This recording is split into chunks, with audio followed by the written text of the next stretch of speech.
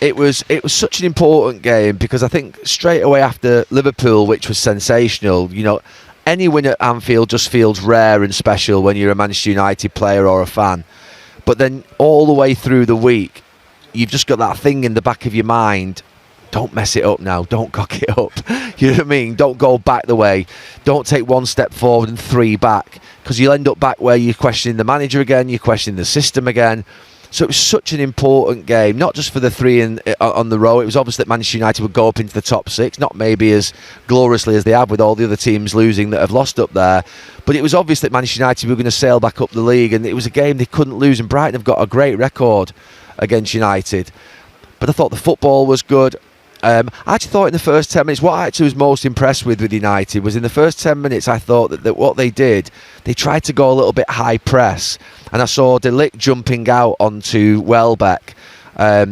Shaw was really aggressive and actually continued to be aggressive. But what it meant was that they felt like there was gaps everywhere for Minte and Welbeck and Kadioglu on the right hand side to run through. And I thought, this is going to be dangerous, this is going to be a problem. And I think they got a couple of warning signs and then they just sat back a little bit. And that, something, it's not a problem for them. As long as they're able to actually not do it for the whole game and they have to come out of that shape. Manchester United being with the back five and then that sort of what would be four in midfield and the sort of, or three in midfield, or two in midfield, but the two coming back in with Šeško up front, and being compact for 5-10 minutes and stopping the flow and suffocating the game and then getting your football back. That's fine. There's no problem with that. So they did that, I thought, after 10 minutes well. They got back into the game. And then the big thing for United is that Cunha and Mbeumo they're players who I love watching in a red shirt. Are they the best players that will ever wear a red shirt? Are they the best forwards that Manchester United have ever had? That's still to be seen. But what I like about them is their hunger, their courage to take the ball. They're positive. They do everything I think United forwards should do. Now, they'll make mistakes. They'll give goals away. It's Cunha's first goal of the season, so he's missed a lot of chances earlier on in the season, as Mbeumo did as well. But what I can see is the intent is there to do the right thing every single time.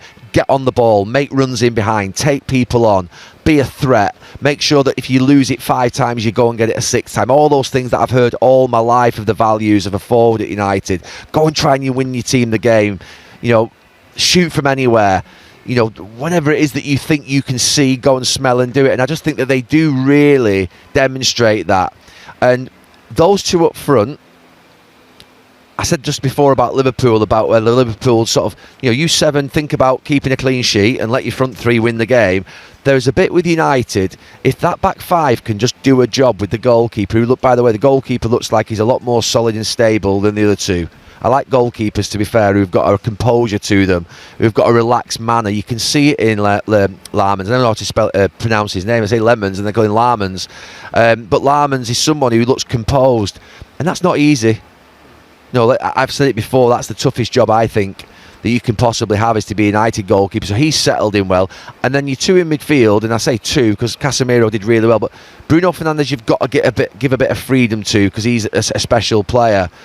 But if you can have somehow those 2 up top that are free to go and win you the game, and the other 7 or 8 can just contribute in and around it and provide a support system to them, I think United will have a very good season. I said at the start of the season I thought they would finish in the top 4, but that's just me being me on Monday Night Football with Carragher. I didn't think they would finish in the top 4. I actually thought it would be 5th, 6th or 7th. But the way in which this season's panning out, the 3 weeks that they've got to prepare between every game is a massive advantage to be able to get everybody ready and sort of keep everybody fit. So, yeah, a lot of...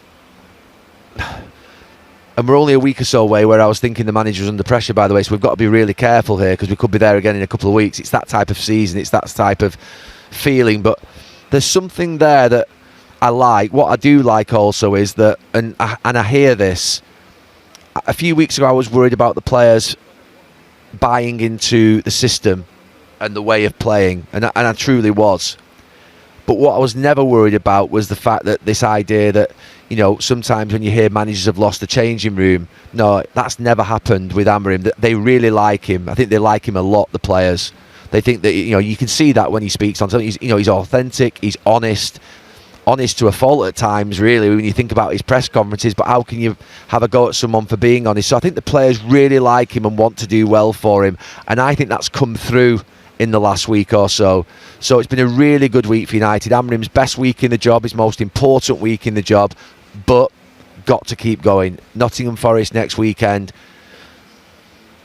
Just make every game a must-win, because the fact of the matter is it keeps everybody happy. You know, if Manchester United can win at Forest next week, and they can win at Forest next week. They're going to have to compete, but they can win at Forest next week.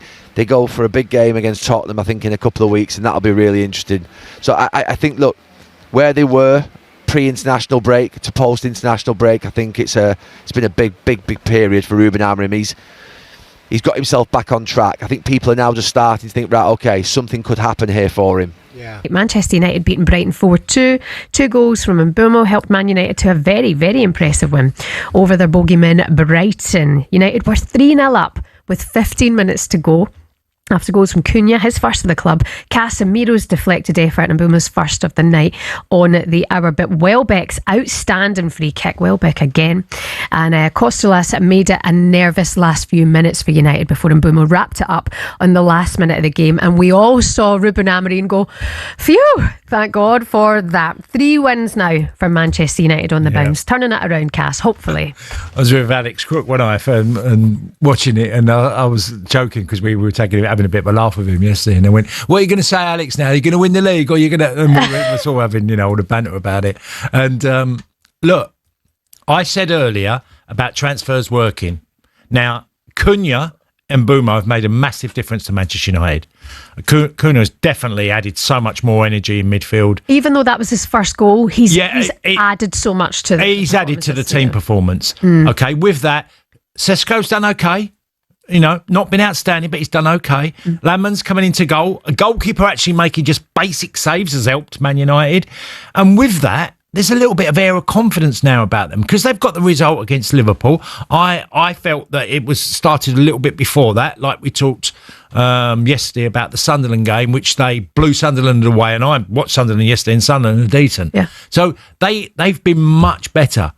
But at the moment, I'd say that they've surprised me how quickly they've got there. But that's when transfers show their worth, when they've settled in really quickly and start delivering quickly.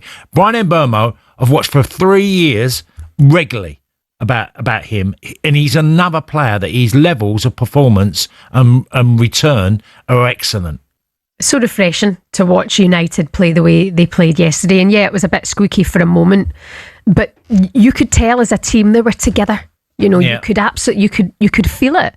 You could see it in those celebrations. And that's important as well, Cass, to know that they're settling as a dressing room. You go back to last season, that wasn't there. No. I got asked to do a column last year for the Times, and they said to me, I want you to go to a game, and I watched Brentford take on Bournemouth, and I named 3 players that I felt at the time in the piece that could replace Mo Salah.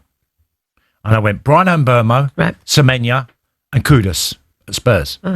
Right, they're the 3 I picked out that I felt that they're great replacement. Man United have took on a really good player, and they'll benefit with Bryan being there because he'll be loved by the fans because of his attitude as well. Yeah, he's one of them that just lifts fans because works his backside off, and he'll travel. But apart from that, it just feels like they've got a little bit going. There's still a lot of room for improvement, without doubt. They have another good window in January. If they end up doing a bit of business in it and they add in a couple again, that actually adds even more to what the club's got, then United will be back. Yeah. Manchester United are finally showing signs of revival after securing their 3rd straight Premier League win, a thrilling 4-2 victory over Brighton at Old Trafford. Goals from Matheus Cunha, Casemiro, and a brace from Bryan Mbeumo sealed the win, lifting United into 4th place and back into the race for the top spots. Gary Neville led the wave of praise, describing Cunha and Mbeumo as match winners who can transform United's attack. He also said manager Ruben Amorim deserves credit for restoring energy and belief to the team, calling it his best week yet. Jamie Redknapp echoed the optimism, noting that United now look capable of finishing in the top 5 if they maintain consistency. This winning streak marks a turning point for a side that struggled for rhythm earlier in the season. The new signings have added balance and creativity, while Amorim's tactical adjustments are beginning to pay off. Still, concerns remain after conceding twice to Brighton, highlighting ongoing defensive issues. For now, though, Manchester United fans can finally smile. Momentum is building, confidence is returning, and belief in the Amorim project is growing stronger by the week.